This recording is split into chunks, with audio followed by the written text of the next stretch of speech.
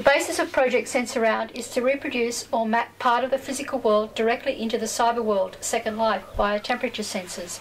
Its purpose is to transpose one element into the other by using separate layers to inform and connect emotionally, whilst aspiring to the visual experience. The sequence is to read sensor values, here a temperature sensor, and transpose those values onto objects in Second Life in a generative display. The input changes colour, rotating textures, alpha channels and sound that play interactively by touch or distance of mouse view.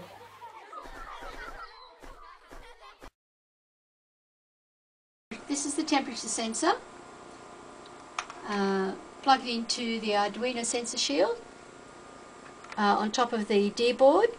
The values are read by processing, and that sends each of the temperature values to the university server, which is read by PHP and sent to the objects in Second Life. The Linden scripting interprets the PHP and changes the colour, the texture, the alpha transparency and the sound onto objects in Second Life.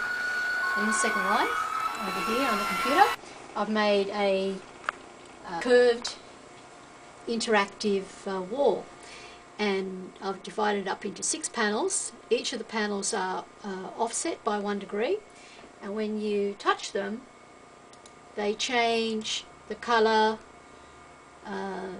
the alpha transparency and the texture. I've mapped sound to each as a representative of a keyboard scale.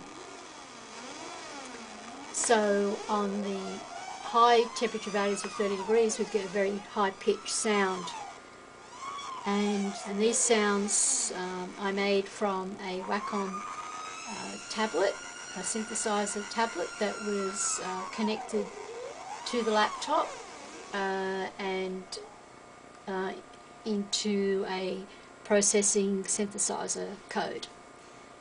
So click on the panels again. At the moment the temperature is 25 degrees. When I place the temperature sensor on the laptop, it'll pick up the heat of the laptop and temperature will gradually go up, and then we can click on the panels again and get a higher tone and colour. It's picked up a 0 value from the processing, so we've returned a 0 transparency. So if we click on it again,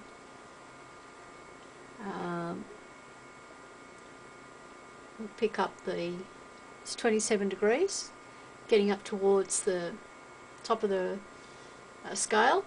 So now it's picked up the yellow range. Now what I've offset each of the panels so they're not all the same, give a bit of variety. So this one should come back yellow, 28 degrees. This one's offset green. They're offset by, oh no, that one's 28, because now you can see it's picking up the heat from the laptop. The processing's reading 28 degrees. And our objects are all going towards the yellow. They have like tight texturing, which is creating like a moire effect, which is, you can see this happening here, and that's an overlapping of the tight texturing lines on the actual object and also the actual digital computer screen itself. So when you overlap 2 screens, you get what's known as a moire effect. You can see that happening here. So what I've made use of that phenomena in creating a visual aesthetic generative display, because this is unpredictable. This effect, you don't really know how it's going to pan out unless you play around with it. So that's the basis of the interaction.